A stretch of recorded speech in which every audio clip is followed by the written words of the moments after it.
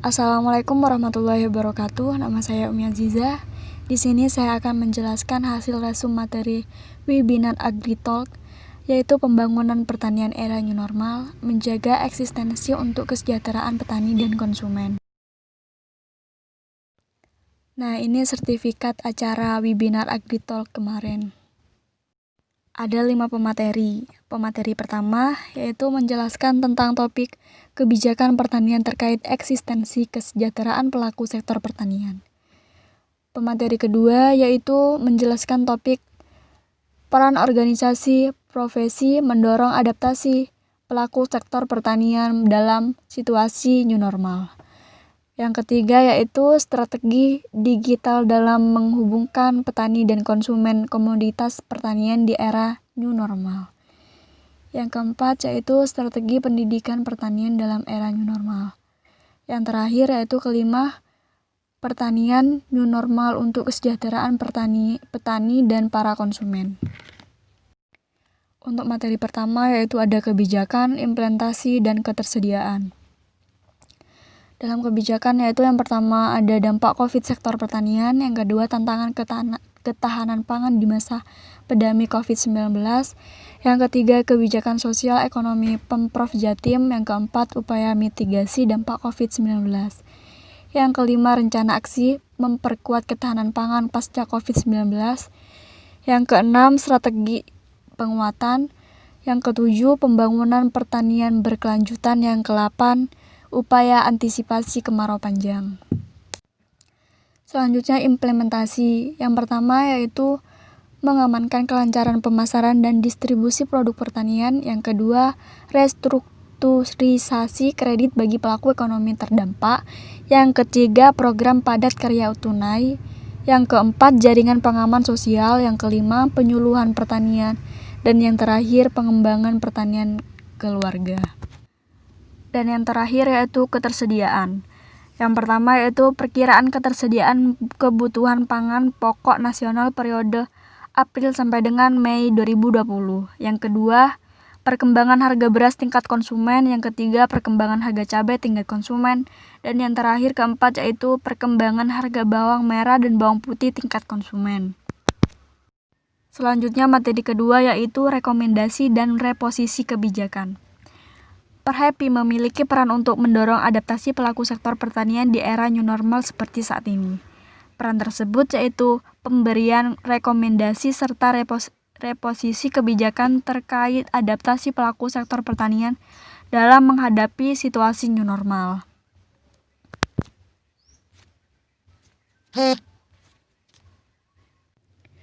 Ada 2 fase adaptasi, yaitu yang pertama antisipasi dan mitigasi krisis pangan yang di dalamnya meliputi realokasi APBN untuk mitigasi krisis pangan, bansos petani, dan melakukan pembenahan sistem logistik serta distribusi. Selain itu, integrasi kebijakan juga diperlukan.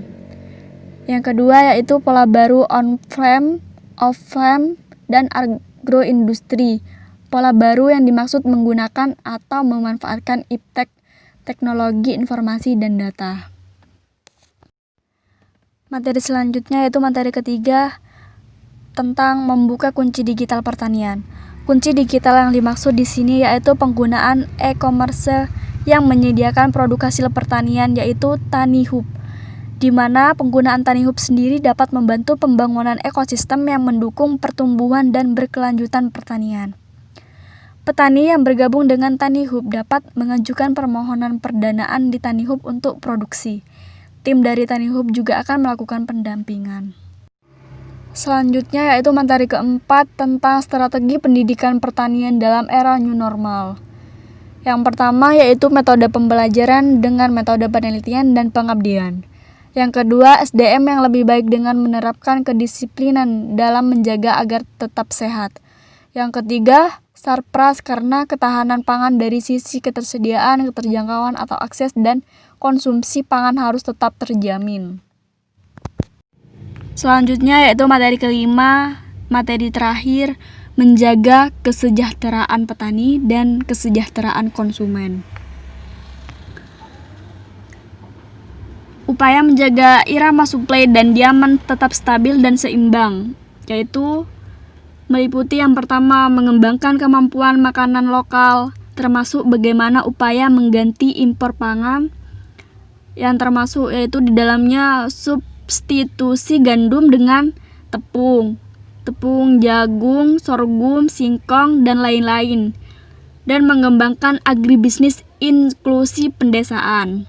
Yang kedua, meningkatkan daya saing komoditas makanan melalui peningkatan produktivitas, yang artinya pengembangan teknologi benih dan budaya berbasis bioteknologi modern.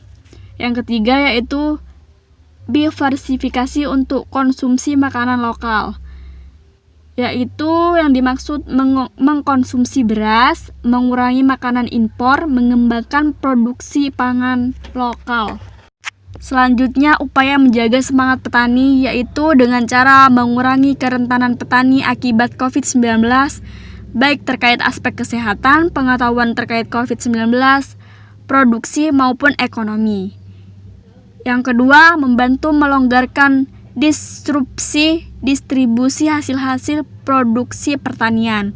Pemerintah harus hadir dalam aspek distribusi produk dan pelayanan saprotan.